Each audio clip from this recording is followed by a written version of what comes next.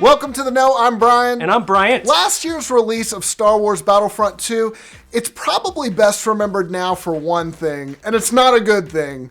Loot boxes. Yeah, their pervasiveness and the fact that they contained game progression items sparked a massive backlash from gamers that permanently damaged Battlefront 2 in some people's minds. To a lot of people, it represented some of the worst qualities of modern gaming. Developers trying to nickel and dime gamers to death with microtransaction. In a game that was already full price, that really rubbed people the wrong way. But could that have been the turning point? Did Battlefront 2 spark an anti-loot box revolution? And are they now on their way out? Please God, yes. We are definitely seeing some promising signs of that as some developers are starting to remove loot boxes from high-profile games. And when it comes to upcoming games, devs are going out of their way ahead of time to say that they will not have them. So maybe developers are finally listening to fans on this issue. What a concept! Yeah. This latest news we have comes from Forza Motorsport 7 and its developer turned 10, who says that it will remove prize crates from the game this winter. Franchise boss Alan Hartman wrote about the issue on the game site, saying one major area of discussion for the team has been the prize crates. While we've never charged money for prize crates in Forza Motorsport 7, their presence in the game has continued to be a source of controversy. The overwhelming feedback has been that this system feels out of place in the game. After careful consideration, we've decided to completely remove prize crates from Forza Motorsport 7.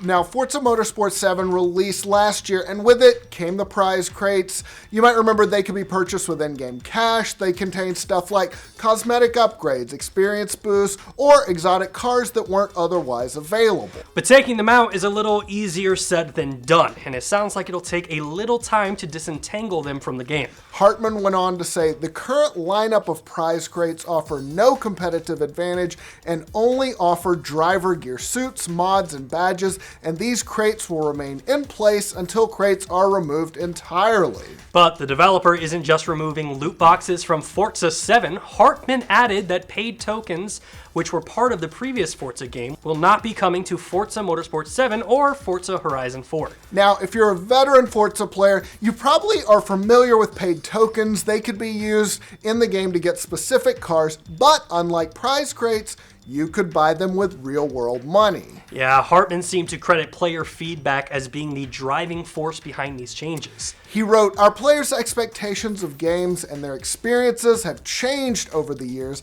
and since launch, the team at Turn 10 has been working incredibly hard on Forza Motorsport 7. We've all been inspired by the brilliant passion of the Forza community. You've been tireless in sharing your feedback about the game, letting us know what you like and what you'd like to see improved. Along the way, we've done our best to listen to, absorb, and most importantly, act upon that feedback. That's a really nice way of saying, we've heard you, we know you're pissed, we're trying to fix it. Yeah. All over the industry, we're seeing other developers pulling back on loot boxes, either pulling them out of the game entirely or switching to just cosmetic items. And, I mean, it works for Fortnite. Yeah. Overwatch, they've done it too. They seem to have been doing okay. We saw loot boxes taken out of recently Middle-earth Shadow of War earlier this month. Developer Monolith Productions said in a statement that the ability to spend money to buy orcs, which you can use to fight for you, risked undermining the heart of our game, the Nemesis system. They wrote that simply being aware that they are available for purchase reduces the immersion in the world and takes away from the challenge of building your personal army and your fortresses. So basically they're saying, hey, we just realized that pay-to-win mechanics are bad. Sorry about that. Yeah.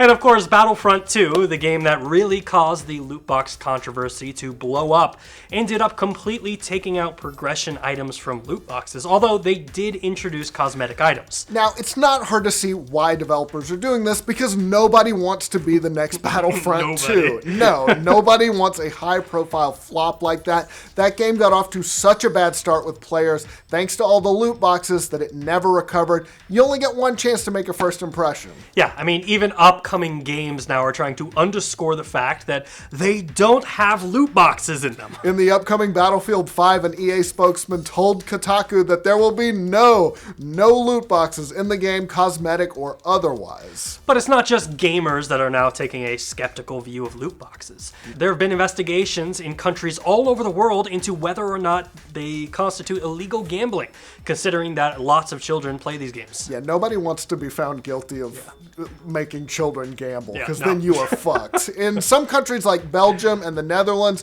regulators have decided that yes, loot boxes need to change, otherwise developers and publishers could face fines and other penalties. Yeah, in Dota 2, Dutch players recently noticed that loot boxes in the game now reveal their contents before they're purchased. So that's definitely a major change in the way that loot boxes are being handled. Yeah. And while it's just one country right now, who knows how far this might spread. Right. Of course, loot boxes, they haven't gone away. They're still in tons of games. That's because they make a lot of money. Yep. One UK resident who was really into FIFA's Ultimate Team mode recently discovered that he had spent more than $10,000 in the game over the span of about 2 years. That beats my record. I've spent hundreds of dollars in Hearthstone, but not thousands. I'm judging you extremely hard. What's your record? I think 400 on GTA Online.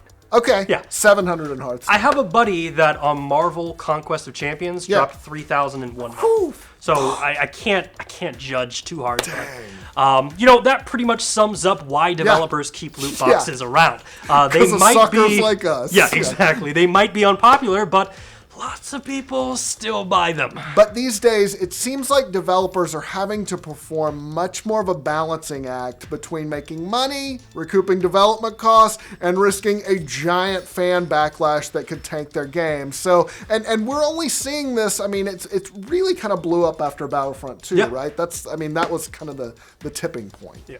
Hopefully, these examples of developers removing loot boxes are part of a larger trend of the industry starting to clean up a practice that many people think have gotten a little too out of hand. What do you guys think of Forza 7 taking out loot boxes? Let us know in the comments. And for all your gaming news, be sure to like this video, and if you're new around here, subscribe to the know. You guys are both suckers. Oh. Big time. $50 in Pokemon Go. That was my limit. Oh, really? That's it, yeah. Yeah, their persuasiveness and the fact that they contain... Oh, sorry. That's okay. Pervasive... Oh, what did I say? Persuasiveness? Yeah. They are Buy our persuasive. loot boxes! All Yeah. right, we'll start. Sorry, guys. Yeah.